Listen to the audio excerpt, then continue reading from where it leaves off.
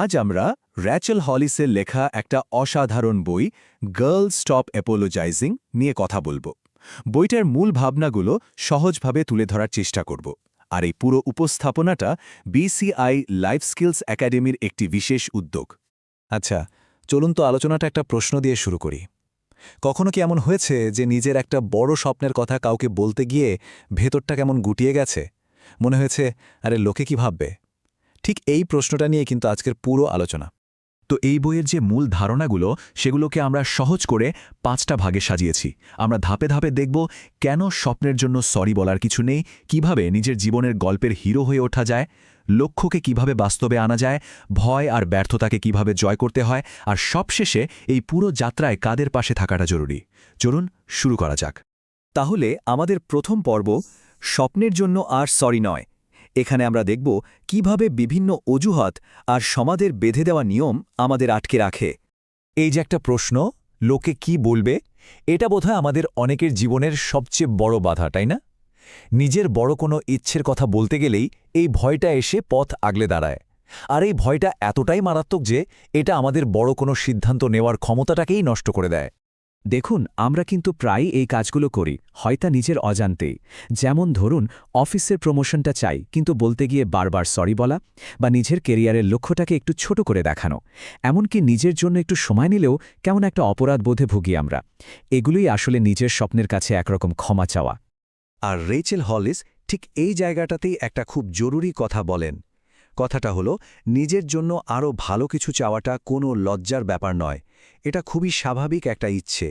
এই বিশ্বাসটা মনের মধ্যে গেঁথে নেওয়াটা ভীষণ দরকারি। তো একবার যদি আমরা অজুহাত দেওয়া আর সরি বলা বন্ধ করতে পারি, তাহলে পরের ধাপটা কি?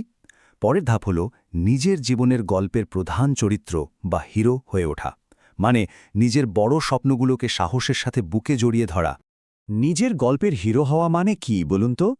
এর মানে হল নিজের জীবনের ড্রাইভিং সিটে বসা, এমন একটা মানসিকতা তৈরি করা যেখানে সব কাজের শুরুটা হবে আমি এটা চাই এই ভাবনাটা দিয়ে, অন্য কেউ কি চাইছে বা কি ভাবছে সেটা দিয়ে নয়। বইটাতে একটা দারুণ ছোট্ট কিন্তু শক্তিশালী আইডিয়ার কথা বলা হয়েছে। ভাবুন তো, নিজের কোনো লক্ষ্যের জন্য যদি মাসে মাত্র 30টা মিনিটও সময় দেওয়া যায়, হোক সেটা নতুন কিছু নিয়ে পড়াশোনা বা নিজের কোনো আইডিয়া লেখা, 1 বছর পর জীবনে কি বিরাট একটা পরিবর্তন আসতে পারে। এই ছোট ছোট পদক্ষেপগুলোই কিন্তু বড় সাফল্যের জন্ম দেয়। শুধু স্বপ্ন দেখলেই তো হবে না, তাই না? স্বপ্নটাকে সত্যি করতে হবে। আর এখানেই আসছে আমাদের 3 নম্বর পর্ব, কিভাবে পরিষ্কার লক্ষ্য ঠিক করা যায় আর সেই অনুযায়ী ভালো অভ্যাস গড়ে তোলা যায়। রেচেল হলিস লক্ষ্য পূরণের জন্য একটা খুব সহজ কিন্তু কাজের পদ্ধতির কথা বলেন। বিষয়টা অনেকটা এরকম। প্রথমে একটা বড় লক্ষ্য ঠিক করুন, যেমন ধরুন পিএইচডি করা।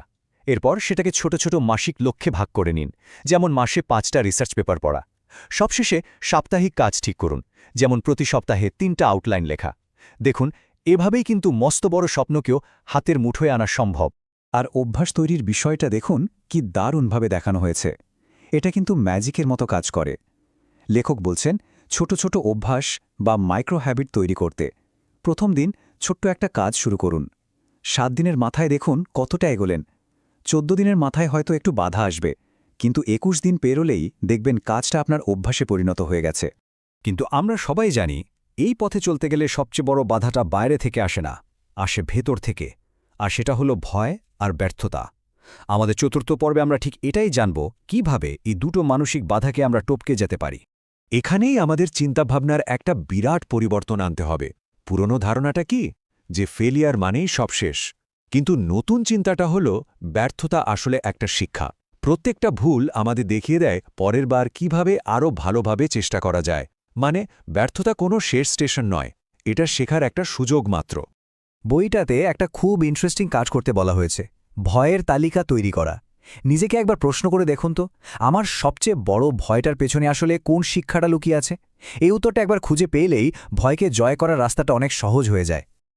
আর সব শেষে একটা খুব গুরুত্বপূর্ণ বিষয়, এই পুরো যাত্রায় আমরা কিন্তু একা নই, বা সত্যি বলতে একা হাঁটাটা খুব কঠিন।